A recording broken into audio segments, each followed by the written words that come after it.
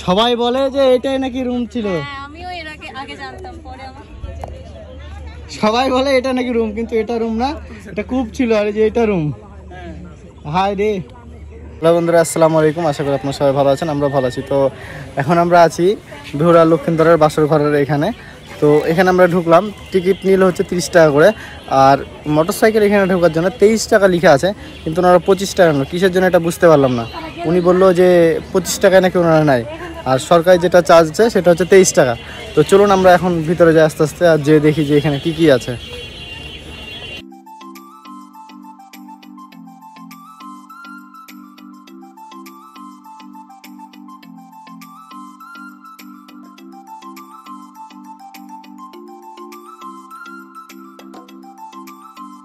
গোকুল মেদ মন্দির, গোকুল মেদ বা বেহুলা লক্ষ্মীন্দরের বাসরঘর নামে সাধারণত পরিচিত। এই প্রত্নস্থলটিতে 1934 থেকে 1936 সালে প্রত্নতাত্ত্বিক খননের ফলে 172টি বন্ধ প্রকণ্ঠের সমন্বয়ে গঠিত 13 মিটার উঁচু একটি মঞ্চের ধ্বংসাবশেষ অনাবৃত হয়। এই মঞ্চের সমতল শিরদেশ প্রথম নির্মাণ যুগে খ্রিস্টীয় 6-7 শতক একটি বৌদ্ধ উপাসনালয় স্তূপ মন্দির নির্মিত হয়।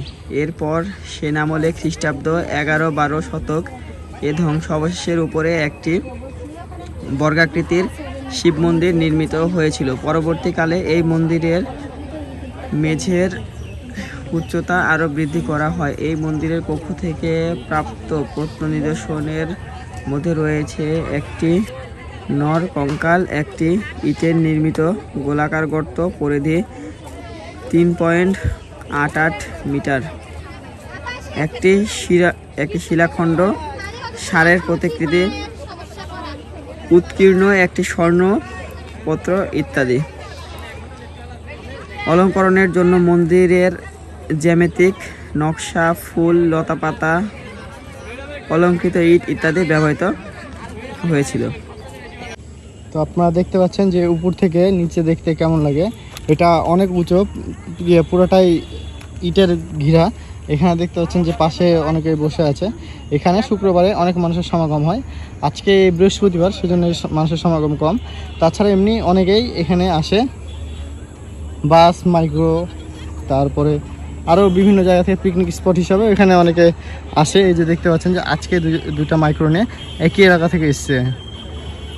এই যিনারা এসছে, যে ইনারা এখানে সবাই ছবি তোলাতে ব্যস্ত আছেন।